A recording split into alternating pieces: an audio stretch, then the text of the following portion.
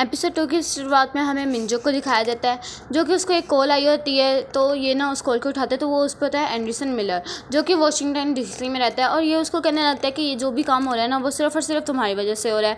यहाँ पे हमें वो काम दिखाया तो नहीं जाता, लेकिन वो उसके ऊपर सारे इल्ज़ाम लगा रहा होता है। इसके बाद हमें दिखाया जाता है कि अमेरिका ने ना एक मतलब कि मीटिंग बिठाई होती है, जिसमें वो भी आया होता है मिलर। और यहाँ पे ना वो कहने लगते हैं कि जो है ना नॉर्थ कोरिया, उन्होंने ना अपनी मतलब कि एक वो बना ली है न्यूक्लियर पावर, जो कि ना एक वेल टाइप की है। और इसके बाद ना वो मिलर के पास एक वो मैसेज भी भेजता है, ख़त।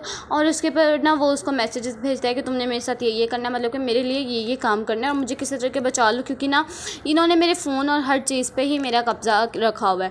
इसके बाद ना दिखाया जाता है कि मंजू ना दोबारा से वॉकिंग वगैरह कर रही होती है। तो इसको यहाँ पे पता लगता है कि उसके पास ना बहुत ज़्यादा हाई सिक्योरिटी है। यहाँ पे ना वो कहने लगता है कि मुझे ख्वाब आता है जिसमें मैं एक लड़की हूँ और वो मैं मंजू हूँ। और यहाँ पे वो कहने लगती है कि मैं चाहती हूँ कि नॉर्थ कोरिया और साउथ कोरिया आपस में मिल के रहें, क्योंकि नॉर्थ कोरिया के काफ़ी लोग साउथ कोरिया में रहते हैं, तो आपस में भाई बहन बन के रहें। और यहाँ पे ना वो कहने लगती है कि तुमने जो मुझे क्यों नहीं बताया था कि जो है जूनिक, उसने मेरे लिए काफ़ी हाई सिक्योरिटी रख दी है। तो यहाँ पे जो उसका असिस्टेंट सेक्रेटरी होता है ना, वो कहने लगता है कि अचानक से ना वो मतलब कि खुफिया मीटिंग वगैरह करने लग गए थे, अचानक से लोगों से मिलने लग गए थे, कॉलर पे बात करने लग गए थे। और उन्होंने मुझे एक दफ़ा बोला भी था कि कोई गुलैरी हमारा पीछा करने लग गई है। तो यहाँ पे ना इसी वजह से वो डर के उन्होंने आपसे मतलब कि सिक्योरिटी बढ़ा दी थी। इसके बाद वो एक पिक्चर को देखते हैं जिसमें गुलैरी का जिक्र होता है। तो यहाँ पे वो याद करने लगती है कि अच्छा इसने एक दफ़ा बोला तो था, यानी कि उसका दूसरा नाम गुलहरी था।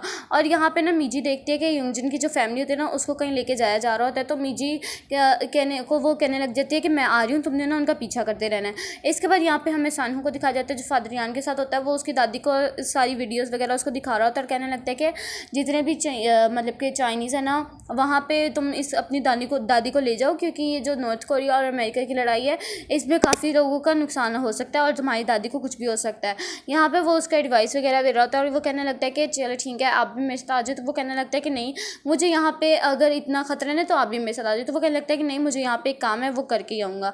इसके बाद ना मीजी को वो देख लेते हैं जो लोग योंगजन को लेके मतलब कि उसकी फैमिली को भेज रहे होते हैं ना हमेशा हमेशा के लिए बर्लिन। तो यहाँ पे वो मीजी को देख लेते हैं, इस वजह से वो उसको किडनैप कर लेते हैं। और यहाँ पे जब मंजू आती है ना, तो वो देखते हैं कि मीजी तो यहाँ पे है ही नहीं और ना ही उसके कॉल्स का जवाब दे रही है।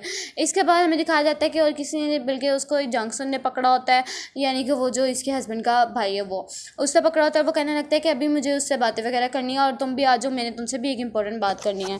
इसके बाद वो उसको कहने लग जाते हैं कि तुमने मेरी दोस्त को क्यों पकड़ा हुआ है, उसको छोड़ दो। तो वो कहने लगता है कि नहीं, मुझे बहुत ज़्यादा इंपॉर्टेंट काम है तुम दोनों से और वो मैंने निकलवाने हैं। तो यहाँ पे वो कहने लगती है कि तुमने क्या काम करवाना है।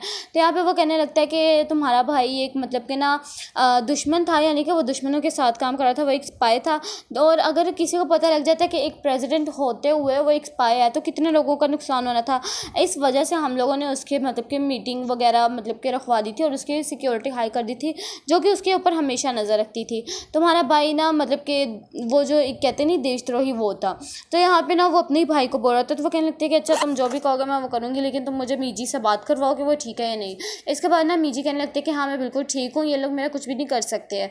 तो यहाँ पे वो कहने लगते हैं कि मैं ज़रूर तुम्हारी मदद करूँगी। इसके बाद ना जो होते हैं फादर यान, तो वो कहने लगते हैं कि मतलब कि आखिरी शॉट उससे लेते हैं और इसके बाद ना वो उसको इंपॉर्टेंट वाइन दे देते हैं और वो कहने लगते हैं कि ये मतलब कि मेरी फेवरेट है, तुम ये ले जाओ। वो कहने लगता है कि मैं बाइबल भी लेके जाना चाहता हूँ जो कि मेरे आगे काम आए। वो जब बाइबल को देख रहा होता है ना, तो अंदर वो एक नोट को पढ़ता है, जिस वजह से वो भागने लग जाता है वापस से एयरपोर्ट की तरफ। और यहाँ पे ना मंजू जब आती है फादर यान के पास, तो वो देखते हैं कि वो अचानक से मतलब कि डेथ हुए पड़े, वो मतलब कि मरे पड़े। वो चीख मारने लगती है। तो यहाँ पे सानहू उसको रोक देता है, क्योंकि जिसने इसको मारा है वो अभी यहीं पे ही होगा।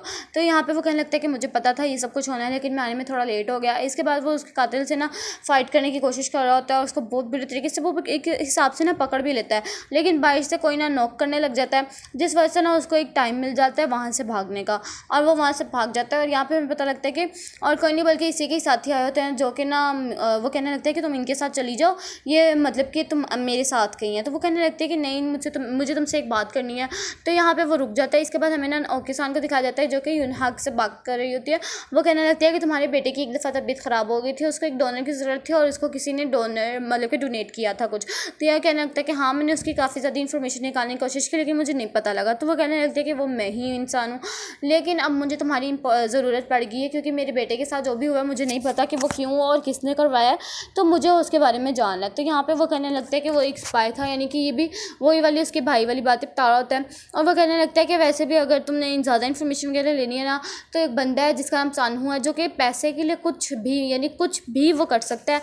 और इसको लोग कहते हैं कि ये नॉर्थ कोरिया का स्पाई है। तो अगर तुमने कुछ भी इन्फॉर्मेशन वगैरह लेनी हो ना, तो तुम इसको अपने पास रख सकती हो। इसके बाद ना हमें दिखाया जाता है कि वो उसको टनल में लेके आ गया होता है, और वो ना याद करने लग जाता है कि उसने मुझे एक नेकलेस दिया था फादर यान ने, कि ये तुम्हें प्रोटेक्ट करेगा, और वो उसके पास अभी भी होता है। इसके बाद ना वो उसको कहने लगता है कि अगर तुम मुझे डरती होती ना, तो तुम इस टनल में ना आती, क्योंकि वो उससे पूछ रही थी कि कहाँ जाने, तुम मुझसे कुछ मतलब गलत तो नहीं कर दोगे, कि मतलब कि मार मूर ना दोगे। तो ये कहने लगता है कि नहीं, अगर तुम मुझसे डरती होती तो तुम यहाँ पे ना आती। इसके बाद ना वो उसको आगे ले जाते हैं, जहाँ पे ना काफ़ी ज़्यादा वाइन्स वगैरह होती हैं पूरी के पूरे मतलब के टनल में। और यहाँ पे ना वो फाइनली उसको ढूंढ लेता है, जो कि फादर यान ने उसको वाइन दी होती है। उसके अंदर उसके जो ऊपर वाले कैप होता है, उसके ऊपर ना एक वो होता है लेटर, जिसमें उसने सारा की सारी चीज़ें वगैरह और मार्क किया होता है निशान एक, और उसने मतलब कि एक हिसाब से सबूत छोड़ देते हैं। वही वाला जो कि इनको पता लगा था कि नॉर्थ कोरिया ने एक मतलब कि मशीनरी बनाई है, न्यूक्लियर वेपन, जो कि डॉल्फिन टाइप की है। यही मिलर ने भी इसको बताया था, यानी कि जुनकी को। और यहाँ पे ना वो कहने लगते हैं कि अब हमें ना इसके खिलाफ ज़रूर कुछ ना कुछ एक्शन लेना चाहिए। तो यहाँ पे एक बंदा होता है, वो कहने लगता है कि नहीं, वहाँ पे काफ़ी ज़्यादा इनोसेंट पीपल होंगे, हमें नहीं ऐसा करना चाहिए, मुझे एक दफ़ा आप इन्फॉर्मेशन वगैरह लेने दें। इस वजह से गुस्से में आके ना उसने उसको मीटिंग में ही नहीं बैठने दिया था।